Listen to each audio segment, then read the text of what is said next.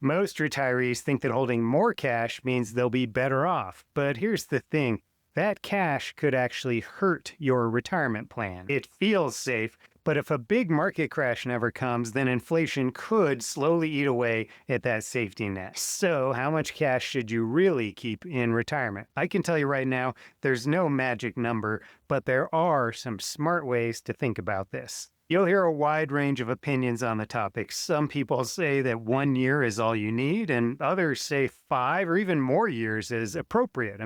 Market crashes can last for a long time. And when I talk about cash here, I'm not just talking about what's in your checking or savings account. We're also including safe cash-like investments. Those might be CDs, T-bills, and other liquid and low-risk types of investments. The problem is this, markets don't crash on a schedule. We don't know when they'll drop, if they'll drop, or how long any downturn would last. Now, in my mind, your cash reserve is not to prevent you from ever selling at a loss. It's meant to buy you time. Time to let your investments recover if they recover, or time to adjust your spending, or time to make some decisions with a clear mind instead of reacting quickly and emotionally. That type of flexibility is really powerful. It can allow you to adjust your spending, perhaps. Maybe you're going to postpone a small house project or pare back that vacation. You might have already planned and paid for your vacation this year, but looking ahead to next year, maybe you'll make some adjustments when the market's down.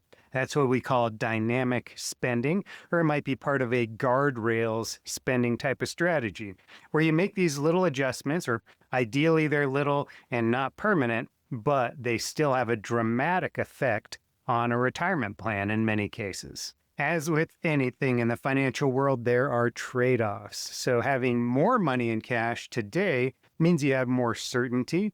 That might give you more safety if there is a big downturn tomorrow.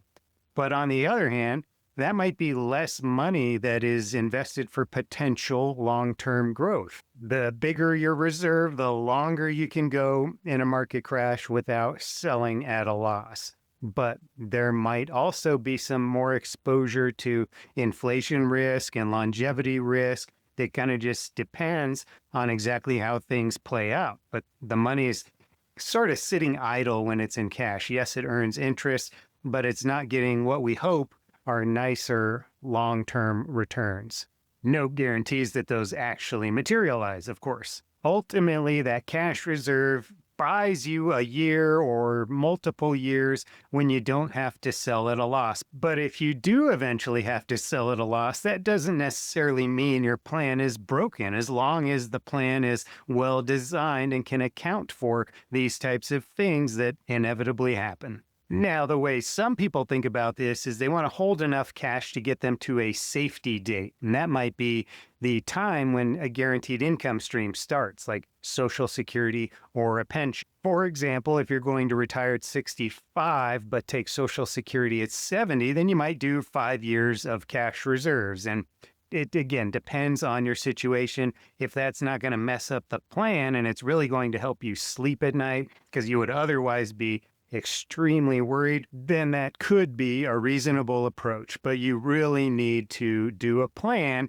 and familiarize yourself with all the pros and cons. And if it happens to look good for you, then you just know that you don't have to touch any of your investments during that gap.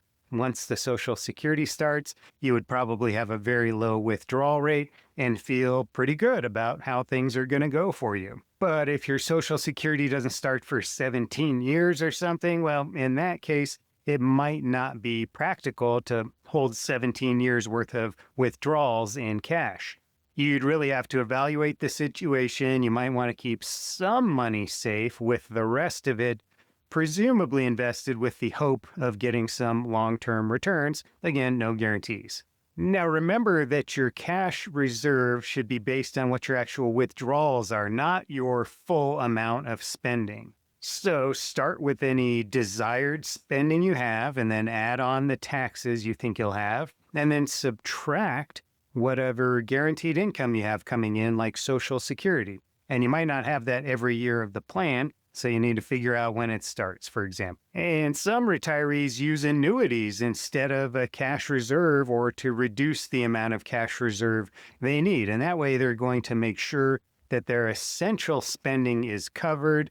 And that's presumably out of a guaranteed payment, and again, guaranteed by the insurance company at least.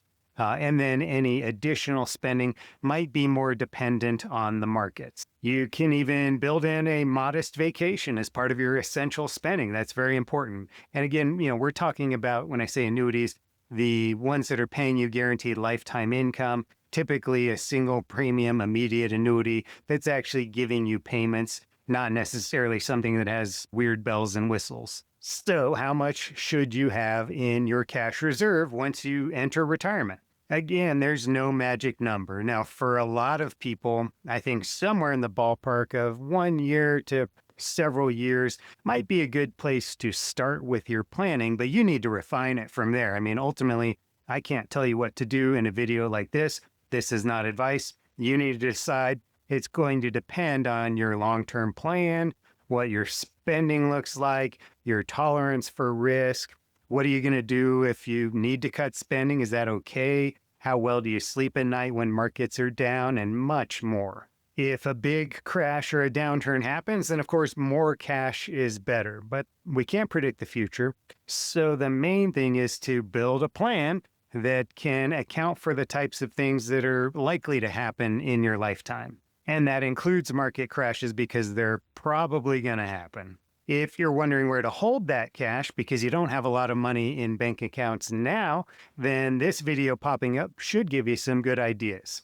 I'm Justin, and I've been a financial advisor for over 20 years, helping people with retirement. I hope you found that helpful. If you did, please leave a quick thumbs up, and I look forward to talking soon.